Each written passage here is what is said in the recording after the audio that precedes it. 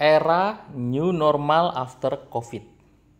Nanti setelah COVID berakhir ya, semoga akan berakhir, itu kondisinya tidak akan sama dengan ketika sebelum COVID.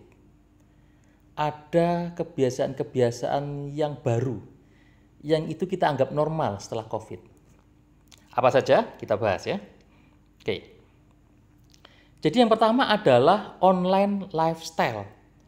Jadi nanti orang-orang itu akan menganggap online itu adalah merupakan normal, kebiasaan yang normal, bukan lagi yang aneh. Kalau sebelum COVID mungkin online itu tidak seberapa full gitu ya, tidak itu yang hal yang khusus gitu. Tapi nanti itu normal itu merupakan hal yang biasa. Malah yang tidak online itu menjadi yang tidak biasa ya. Oke, yang pertama apa saja sih online lifestyle itu? Kita lihat. Yang pertama adalah belanja online. Kita lihat ini, belanja online. Ya, kemudian bekerja online. Bekerja online, kemudian belajar sekolah juga online atau belajar atau sekolah online. Jadi nanti mungkin sekolah itu bisa jadi masuknya tidak harus full mulai Senin sampai Jumat atau sampai Sabtu bahkan, maka biasanya akan menjadi dikurangi harinya mungkin ya. Nah, lanjut. Beli makan juga online nanti ke depan. Ya, nonton bioskop online.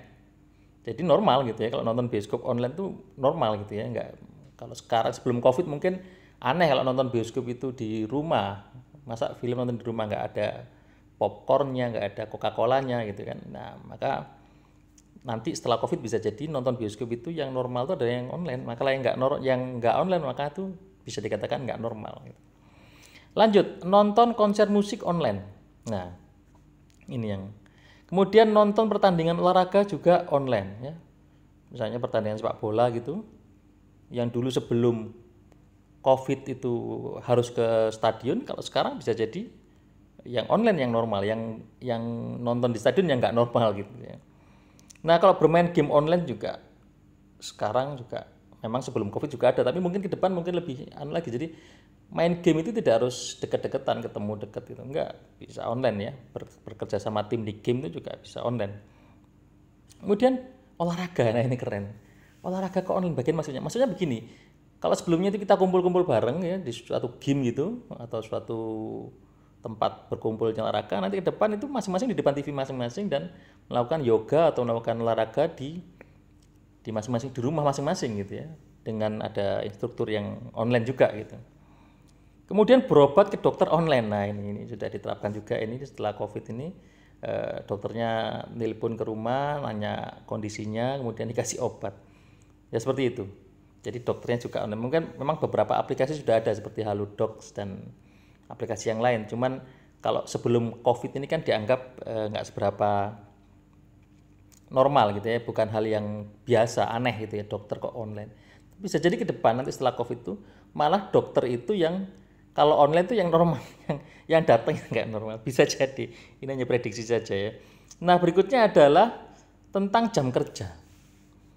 Jam kerja itu nanti mungkin tidak harus jam 9 sampai jam 5, bisa jadi yang lain gitu ya, tergantung enaknya gimana gitu ya. Atau bahkan jamnya itu tidak teratur juga bisa. Nah, telemedicine ya, sama dengan tadi, yaitu berobat secara online atau mengobati jarak jauh gitu ya. Dokter bisa melakukan diagnosa jarak jauh, melakukan tes-tes jarak jauh. Nah, ini lebih religi. Kenapa? Karena mungkin bencana itu dianggap sebagai bencana Covid ini itu bencana yang berat yang manusia nggak bisa ngatasi, sehingga manusia semakin sadar, semakin perlu pertolongan zat yang khusus gitu. Artinya sebelumnya yang ini akhirnya menjadi lebih religi gitu ya.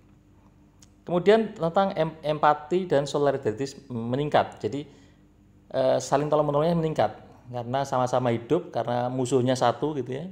Musuhnya virus yang kecil gitu. Jadi harus saling kerjasama, karena kalau enggak satunya menulari malah bisa kacau nanti ya. Jadi ya memang ke depan tuh mungkin lebih solider ya kesamaan ini. Kemudian nah ini DIY artinya do it yourself atau self care style itu mulai jadi orang-orang sudah mulai melakukan hal sesuatu tuh sendiri. Kenapa? Karena untuk memanggil orang itu tidak mudah gitu ya, takut ketularan. Misalnya untuk potong rumput, manggil tukang rumput. Takut ketularan sama tukang rumputnya, ya sudah potong sendiri akhirnya. Panggil tukang betulin apa gitu, manggil tukang cuci piring atau tukang setrika, takut ketularan akhirnya dikerjakan sendiri.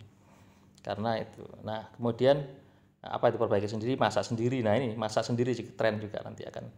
Jadi takut misalnya kalau beli di online takut ketularan, akhirnya terpaksa masak sendiri.